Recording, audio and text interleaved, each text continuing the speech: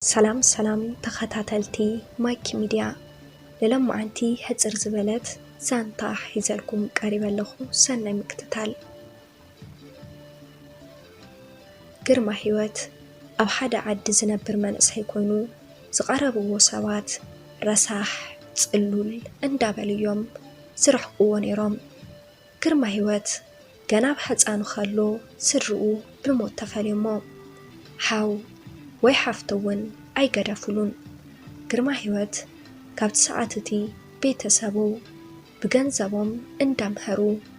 ክሳብ ነብሱ ዝኽእል ከም ዘብጽሕዎዩ ዝፍለጥ መንእሰይ ምስኮነ ድማ ኣብ ሓደ ከተማ ኸይዱ እንዳተምሃረን እንዳሰርሐን ናብርኡ ይመርሕ ነበረ። ሓደ ግዜ ግን ኣብ ሓደ ከተማ ረሳሕ ክዳን ገይሩ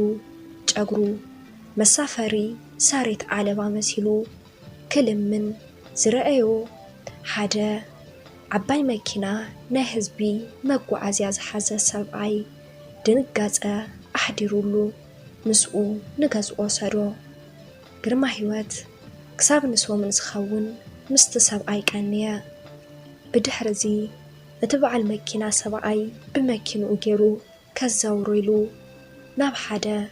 ጽሙ ዝበለ ምቹ ቦታ ሒዝዎ ኸደ ግርማይ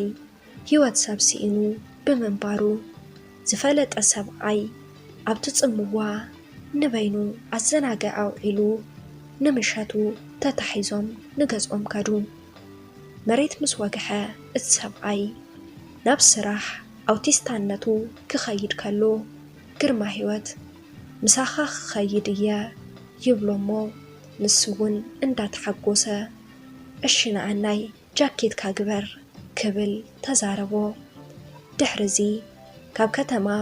ተበጊሶም ናብ ገጠራት ዝኸዱ ሰባት ጽዒና እንዳኸዱ ኸለዉ ኣብ መንገዲ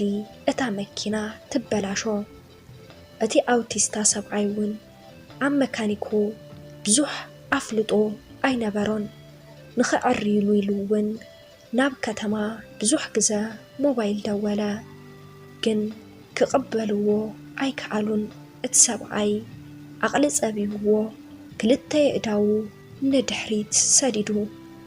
ኣብታ ከባቢታ መኪና ኮለል እንዳበለ እንዳዕነይንየ ኸሎ ግርማ ህይወት ካብ ውሽጥታ መኪና ወሪዱ ፈቲሑ ነታ መኪና ናብ ዝነበረቶ መለሳ እታ ኣውቲስታ ብምግራም ፈዘዝ በለ ቀሪቡ ድማ ከም ዝበሎ ብኸመይ ክትፈልጣ ኽኢልካ በሎ ግርማ ህይወት እውን ከም ዝበሎ ኣነ ርእሰይ ብትኽክል ካብ ዝሰርሕ ሶሙን ገይሩሎ ብልክዕ ሶሙን ዝገበረውን ምሳኻ ምስኮንኩየ ሕጂ ግን ነዛ መኪናኻ ቅድሚ ምዕራየይ ብዙሓት መኪናታት እየ ዝዕርን ዝፈትሕን ነይረ ካብኡ ሓሊፉ እውን ሓንቲ መኪና ምስ ሓደ ሰብ ተስማዕሚዐ ንፍርቂ ገዚአ እያ እቲ ምሳይ ተስማዕሚዑ መኪና ንፍርቂ ዝገዝኣ ሰብ ብሓደ ንስራሕ ኢልና ምስ ወፈርና ነቲ ንፍርቂ ኢልና ዝሓዝናያ መኪና ክውንን ደልዩ ብድሕረይ መጺኡ ሓረመኒ ብድሕሪ ዝየ ኸዓ ከም መዛዝን ዘይክእል ዝነበርኩ በሎ እቲ ኣውቲስታ ሕጂ እውን ብምግራም እሞ እዚ ኩሉ ሓሚምካ ርእስኻ ስሒትካ ነርካስ ከይረሳዕካዮ ጸኒሕካ በሎ ግርማ ህይወት እውን ብዙሕ ክዝክሮ እኳ ተዘይከኣልኩ ባህሪ ናይዛ መኪና ግን ኣጥዒ ስለ ዝፈልጣየ ይመስለኒ እዋ ባህሪ ዛ መኪና ደኣ ብኸመይ ክትፈልጣ በቂዕኻ በሎ ንሱ እውን እዛ መኪናኻ ካብ ሓደ ዓብይ ሰብኣይ ክፍላይ ዝበሃል ንደገ ክኸይድ ደልዩ ኢሉ ብሕሱር ዋጋ ከም ዝሸጠልካ ሓቢርካ ነርካ ንሱ እውን ተቐላጢፉ ከይተፈለጠ ገንዘብ ሒዙ ክስወር ስለ ዝደለየዩ ከምኡ ገይሩ ብኸምኡ ምኽንያት ከዓ ከዕርያ ኽኢለ በሎ ስለዚ ሳ መኪና ኣፈውፅያተ ትዛረብሲ ዋና ግርማ ህይወት እየ ነይረ ምበለትካ ገንዘብ ፈረቓ እዝጊነይ መረቓ ኮይኑ ከዓ እንሄሉካ ኣነ ተሓሴ ሕጂ ግን ንስኻ ምስ ከሰብካኒ ኣነውን ክኸስበካ የበሎ ኣብ ዓለምና ዘለው ጽሉላት ቀሪብና ተነዕልሎም ብርጉጽ ንሶም ጽሉላት መበሉና ሰኣን ምቅርራብ ግና ንሕና ጽሉላት ንብሎም ንሳቶም ከዓ